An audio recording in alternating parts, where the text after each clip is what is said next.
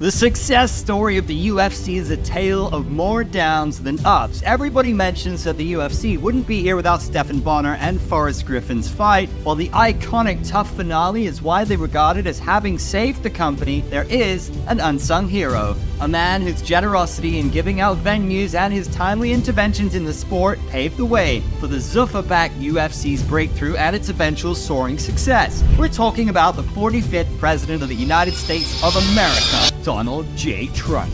And I wanted to show up and tell you about my friend, Donald Trump. The Donald Trump that I know. Alright, fight fans, fold in, because we're diving into a tale that's part politics, part fight game, and all about Mr. Trump helping the UFC get a foothold in the US market. So sit back, enjoy all the action in the fighting business along with Sportskeeda MMA. Hit the bell icon to never miss any of our videos and subscribe to our channel. Let's go back to the 90s in the US. The UFC started and became an instant hit with the masses, but soon it became infamous. Both public perception and the political backlash forced the UFC's reputation down the drain. What followed next was catastrophic. No sanctioning, no venues. Then came the final nail in the casket. It was taken off TV and streaming platforms. Going out of business. It was basically going out of business. This guy, I don't know if he had the money or didn't, but was not willing to fund it anymore. All the money in it was gone. After the long battle to secure sanctioning, UFC stood on the brink of bankruptcy. In came the billionaire Fertitta brothers. They brought the UFC for a mere $2 million in early 2001. They created Zuffa LLC as the parent entity controlling the UFC and made Dana the president. The three amigos bonded over their shared love for martial arts.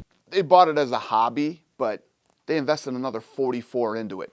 That's one hell of a hobby. Fighting definitely had a legit fan base. The UFC just needed to make the turn from barbaric cage fighting to a legitimate sport. UFC had been banned there since '97, labeled human cockfighting by critics. The UFC was making losses in its heyday and failed to generate revenue and tie up sponsors. UFC was banned in 36 states. Yes, you heard that right. Banned in 36 out of a total 50. Enter Donald J. Trump, not as a fighter, though that would have been wild, but as a businessman who saw potential. Now remember this, think about this, where the Trump brand was.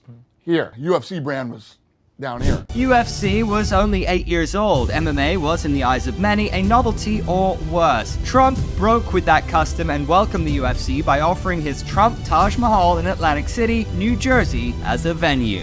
This brand was so bad that venues didn't even want us. Trump literally called us, come to my place, do the event here, we'll have you at the Trump Taj Mahal. We get there.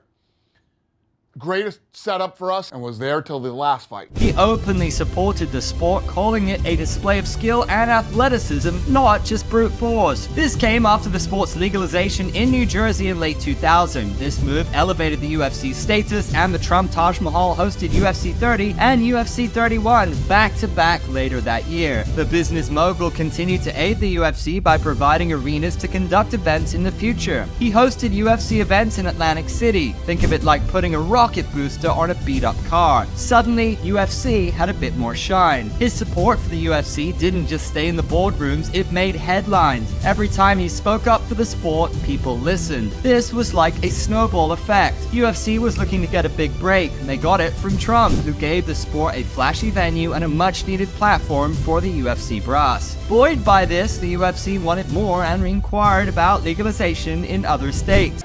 And I will always be grateful, so grateful to him for standing with with us in those early days. And let's be real for a minute. UFC needed someone bold, someone controversial to push it into the spotlight. Trump fits that bill perfectly. His larger-than-life persona drew eyeballs to UFC events. Suddenly, it wasn't just a niche sport, it was part of the cultural conversation. UFC brass got together with a decisive plan. They lobbied, campaigned, and worked those backroom deals. It wasn't just about money, it was about changing perceptions. Of course, not everyone brought into their pitch, but slowly some states gave in. Zuffa, who already had ties to the Nevada State Athletic Commission through Lorenzo Fertitta, gained approval for UFC events in Nevada in 2001. The UFC returned to cable pay-per-view, starting with UFC 33. The promotion's popularity grew steadily under Zuffa's ownership, bolstered by increased advertising, corporate sponsorships, and the the release of events on home video and DVD. Fast forward to today, the UFC isn't just thriving, it's the market leader, a juggernaut in itself. Trump's role in all this? It's complicated, like most things with him. A polarizing figure indeed, but some see him as a savior who fought for the fight game. He helped us, and you know, he helped take us to another level. And